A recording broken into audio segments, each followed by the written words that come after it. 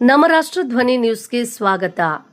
ಇಂದು ಸುರಪುರ ತಾಲೂಕು ಆಡಳಿತ ವತಿಯಿಂದ ಏರ್ಪಡಿಸಿದ್ದ ಅಂಬೇಡ್ಕರ್ ಜಯಂತಿ ಆಚರಣೆಗೆ ಅಂಬೇಡ್ಕರ್ ಮೂರ್ತಿ ಮಾಲಾರ್ಪಣೆ ಮಾಡಿ ಚಾಲನೆ ನೀಡಿ ನಂತರ ಸುರಪುರ ನಗರದ ತಹಶೀಲ್ದಾರ್ ಕಚೇರಿ ಆವರಣದಲ್ಲಿ ಭಾರತ ರತ್ನ ಸಂವಿಧಾನ ಶಿಲ್ಪಿ ಡಾ ಬಾಬಾ ಸಾಹೇಬ್ ಅಂಬೇಡ್ಕರ್ ಅವರ 135ನೇ ಜನ್ಮ ದಿನಾಚರಣೆ ಕಾರ್ಯಕ್ರಮದಲ್ಲಿ ಭಾಗಿಯಾಗಿ ಅಂಬೇಡ್ಕರರ ಜೀವನವನ್ನು ಸ್ಮರಿಸಿ ಪಿಯುಸಿ ವಿದ್ಯಾರ್ಥಿಗಳಿಗೆ ಸನ್ಮಾನಿಸಿ ಗೌರವಿಸಿದ ನಮ್ಮ ಸುರಪುರ ಮತಕ್ಷೇತ್ರದ ಜನಪ್ರಿಯ ಶಾಸಕರಾದ ಶ್ರೀ ರಾಜಾ ವೇಣುಗೋಪಾಲ ನಾಯಕ ಸಾಹೇಬರು ಮೊದಲಿಗೆ ಬಾಬಾ ಸಾಹೇಬ್ ಅಂಬೇಡ್ಕರ್ ಅವರ ವೃತ್ತಕ್ಕೆ ಮಾರ್ಗ ಮಾಲಾರ್ಪಣೆ ಮಾಡಿ ನಂತರ ಪೂಜೆ ಸಲ್ಲಿಸಿ ರಥದ ವಾಹನಕ್ಕೆ ಚಾಲನೆ ನೀಡಿದರು.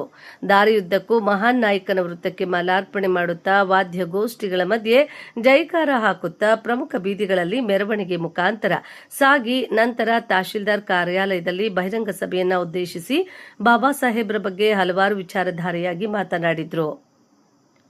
ಈ ಸಂದರ್ಭದಲ್ಲಿ ತಾಲೂಕು ಮಟ್ಟದ ಅನೇಕ ಅಧಿಕಾರಿಗಳು, ವಿವಿಧ ಸಂಘಟನೆಯ ಮುಖಂಡರು, ಪದಾಧಿಕಾರಿಗಳು, ಮಾಧ್ಯಮ ಮಿತ್ರರು, ಪೊಲೀಸ್ ಇಲಾಖೆಯವರು, ವಿದ್ಯಾರ್ಥಿನಿಯರು ಸಾಕಷ್ಟು ಜನ ಪಾಲ್ಗೊಂಡರು ಹಾಗೂ ತಹಶೀಲ್ದಾರರು, ಅಧಿಕಾರಿಗಳು, ಮುಖಂಡರು, ಸಾರ್ವಜನಿಕರು ಉಪಸ್ಥಿತರಿದ್ದರು.